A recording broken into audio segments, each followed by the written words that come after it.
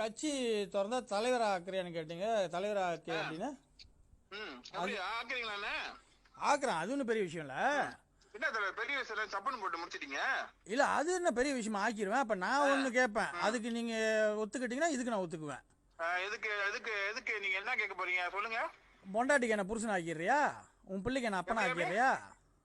இதுதான் வந்து கட்சி தலைவரால வந்து. அப்ப டேய் நீ தினால வாயில வச்சுக்கிட்டு லாண்டுட்டு அங்க திருடி வந்து இங்க சம்பாரிச்சு திறந்தினா அது உன்னோட வேலை மயிறு. ஏன் எனக்கு வர? இப்ப நான் உன்னை கட்சி தலைவர் ஆக்குறேன், பிரச்சனையே இல்ல. அது மீறி உன் பொண்டாட்டிக்கு என்ன புருஷன் ஆக்கிரு, உன் பிள்ளைக்கு என்ன அப்பனா ஆக்கிரு, உன் ரெஸ்டாரண்ட்டுக்கு என்ன முதலாளி ஆக்கிரு. முடியுமாடா? வாய் இருக்குன்னு டேய் வாய் இருக்குன்னு அங்கங்க போய் வைக்காத. எல்லா இதுலயும் வாய் வைக்காத. ஆனா வாய் வைக்கிறப்ப கூட கேட்டு வைக்கணும். தம்பி டே இன்னொன்னு சொல்ற, அப்பனோட ஒரு பழமொழி கேட்டிருக்கியா? டேய் பழமொழி ஒண்ணு இருக்கு, இருடா. பழமொழி டேய் உன் பொண்டாட்டிக்கு என்ன புருஷன் ஆக்கிறேன். டேய் போனை வைக்காதடா. முதல்ல சொல்ற வாக்கு கூட. உன் பொண்டாட்டிக்கு என்ன புருஷனா ஆக்குறியா இல்லையா அதை சொல்லு முத. உன் பொண்டாட்டிக்கு என்ன புருஷனை ஆக்குடா. உன்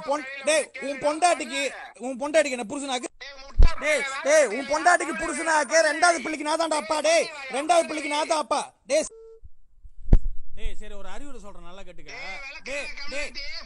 உன் பொண்டாட்டிக்கு நான் புருஷனானா ரெண்டாவது பிள்ளைக்கு நான் தான்டா அப்பா. உன் பொண்டாட்டி